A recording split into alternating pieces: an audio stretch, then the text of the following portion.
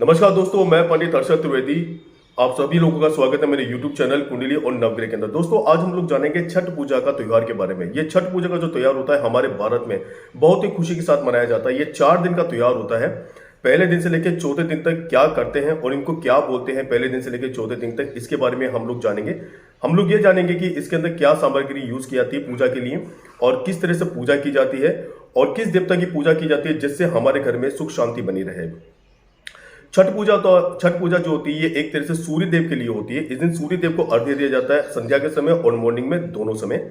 और इसी दिन ऐसा माना जाता है कि छठ पूजा होती है, छठ मैया जो सूर्य देवता की बहन है, जब सूर्य देवता की पूजा की जाती है सही तरीके से, तो छठ मैया जो होती है वो बहुत ही ज्यादा प्रसन्न होती है और आपको आशीर्वाद देती हैं जिससे हमारे घर में सुख शांति हो और धन संपदा बनी रहे।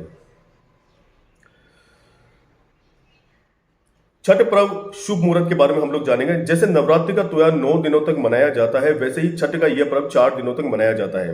इसका पहला दिन जो होता है नहाय खाए के नाम से जाना जाता है, दूसरा दिन खरना के नाम से जाना जाता है, तीसरा दिन जो होता है वो होता है छठ मैया का प्रसाद बनाया जाता है और चौथे दिन सूर्य देवता को संध्या अर्घ्य दिया जाता है और सप्तमी के दिन सूर्य देव को दोबारा जल चढ़ाकर उनकी पूजा की जाती है। इस दिन छठ पूजा संपन्न हो जाती है। छठ पूजा का जो संध्या अर्घ्य होगा उसके बारे में हम लोग जानेंगे। 10 नवंबर 2021 बुधवार यानी 10 नवंबर संध्या अर्घ्य जो होगा वो होगा सूर्यास्त का समय 5:30 पे और 11 नवंबर को उषा अर्घ्य जो होगा वो होगा सूर्योदय का समय 6:40 AM। नहाय खाए से शुरू होगी छठ पूजा। छठ पूजा का पहला दिन नहाय खाए 8 नवंबर 2021 के नाम से जाना जाता है। नहाय खाए कार्तिक शुक्ल पक्ष की चतुर्थी के दिन मनाया जाता है। इस दिन व्रत रहने वाले लोग स्नान करने के बाद नए कपड़े पहनते हैं और शाकाहारी भोजन करते हैं। व्रत करने वाला व्यक्ति जब भोजन कर लेता है उसके बाद ही घर के अन्य लोग भोजन करते हैं।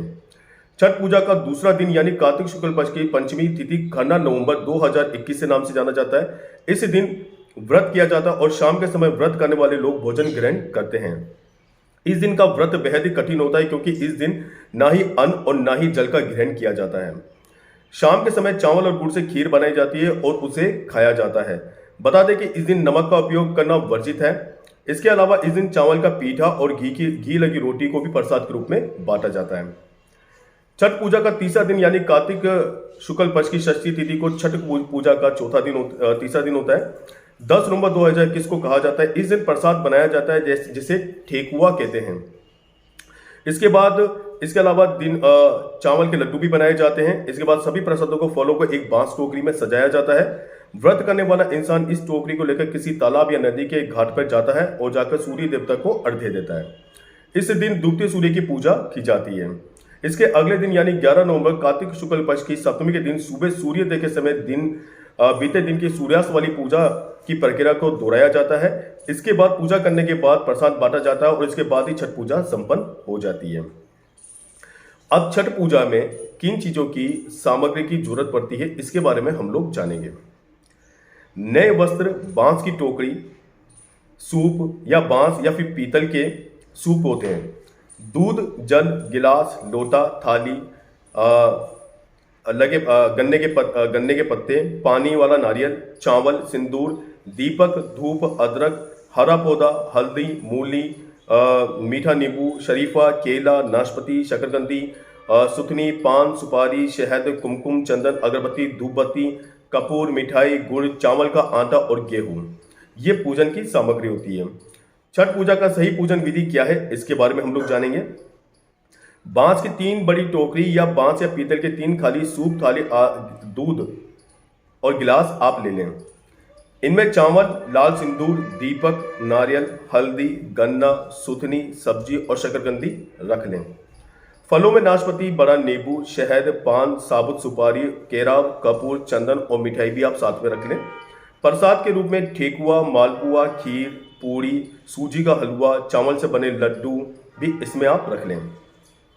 इन सामग्री को टोकरी में रख लें। सूर्य को अर्घ्य देते समय सारा प्रसाद सूप में रखें और सूप में ही दीपक को जला लें।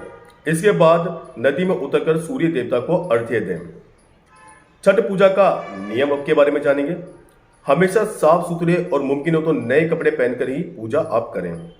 छठ पर्व के दौरान नहाय खाए से छठ के समापन तक व्रती को बिस्तर पर सोने की मनाही होती है। इस दौरान सात्विक भोजन ही करें और भूल से भी शराब को हाथ न लगाएं। साफ सफाई का विशेष ध्यान रखें और कुछ भी गंदा या खराब ना करें। छठ पूजा 2021 में क्या करें और क्या नहीं करें। सबसे पहले हम लोग ये जानेंगे कि छठ पूजा में हम लोग क्या करें। इस दौरान जितना हो सके जरूरतमंदों की मदद करें और उनकी जरूरतों का सामान उन्हें दान दें। किसी भी जरूरत के यदि आप छठ पूजा का सामान दिलवाकर छठ पूजा करने में उनकी मदद करते हैं तो इससे बेहद ही शुभ और फलदायी फल मिलते हैं। व्रत करने वाली महिलाओं को जितनी हो सके सेवा करें, उन्हें गलती से भी नाराज न करें। छठ का व्रत करने वाली महिलाओं पर छठी मैया की प्रसन्नता बनी रहती है। ऐसे में उनकी सेवा करने से आपको भी उनके व्रत का शुभ परिणाम और छठी मैया का आशीर्वाद दोनों मिलता है। पूजा के लिए बांस के ही सूप का उपयोग करने की सलाह दी जाती है। इसी सूप में ही पूजन सामग्री रखें और इसमें एक दीपक जो था अवश्य आप जलाएं। जितना ज्यादा आपके लिए मुमकिन हो छठ का प्रसाद बनाएं और इसे लोगों में बांटें।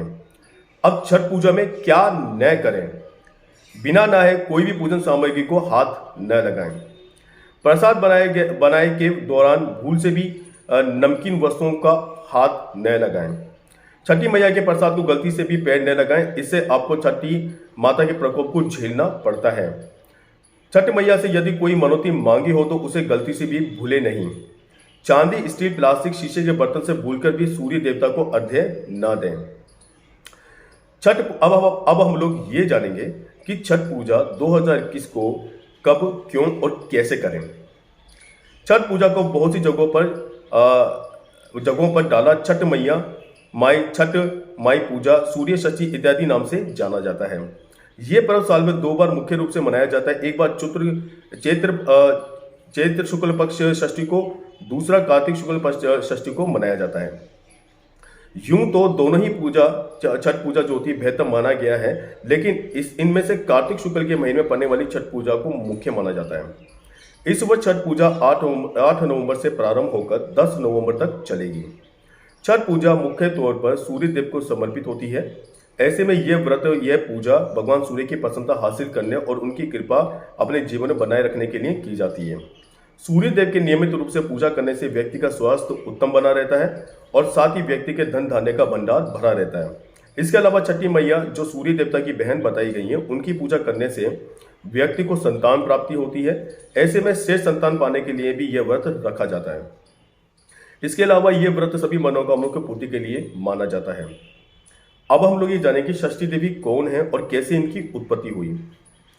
छठी देवी को सूर्य देव की बहन बताया जाता है। हालांकि छठ व्रत की कथा के अनुसार बात करें तो छठी देवी ईश्वर की पुत्री देवसेना के रूप में वर्णित किया गया है। देवसेना अपने रूप का परिचय देते हुए कहती हैं कि यह प्रकृति के छठे अंश को उत्पन्न हुई हैं और इसी वजह से इनको षष्ठी भी कहा जाता है। इसके अलावा संतान प्राप्ति की चाह रखने वालों को भी छठी मैया की विधिवत पूजा करने की सलाह दी जाती है। कहा जाता है कि माता सीता ने प्रभु श्री राम के अयोध्या आने के बाद कार्तिक शुक्ल षष्ठी को ये सूर्य पूजा की थी। इसके अलावा महाभारत काल में कुंती ने भी सूर्य पूजा से ही पुत्र की प्राप्ति हुई थी। कहा जाता है कि अविवाहित कुंती ने कर्ण को जन्म देने के बाद उन्हें नदी में प्रवाहित कर दिया था। कर्ण सूर्य देव के उपासक थे। वे घंटों घंटों जल में रहकर सूर्य की पूजा किया करते थे और यही वजह है कि कर्ण पर सूर्य देव की कृपा हमेशा बनी रहती है। ऐसे में लोग आज भी सूर्य देव की कृपा प्राप्त करने के लिए कार्तिक शुक्ल षष्ठी के दिन सूर्य पूजा करते हैं। आज के दिन षष्ठी पूजा के सूर्य देवता की पूजा करना विशेष रूप से बहुत ही अच्छा माना जाता है। इस दिन अगर आप सच्चे मन से आस्था से छठी मैया की पूजा करते हैं और ये 4 दिन का पर्व अगर आप पूरी आस्था के साथ अगर निभाते हैं तो सूर्य भगवान की कृपा होती है और षष्ठी माता की भी कृपा होती है। तो दोस्तों, मैं आशा करता हूं कि इस वीडियो से आप जानेंगे कि आपको किस तरह से षष्ठी पूजा करनी चाहिए और क्यों करते हैं और किस लिए ये किया जाता है। आप सभी लोगों का बहुत बहुत धन्यवाद। जय माता दी। मेरे चैनल को सब्सक्राइब कर देना जिससे ज़्यादा से ज़्यादा आप मेरी वीडियो देख सकें। जय माता दी दोस्तों।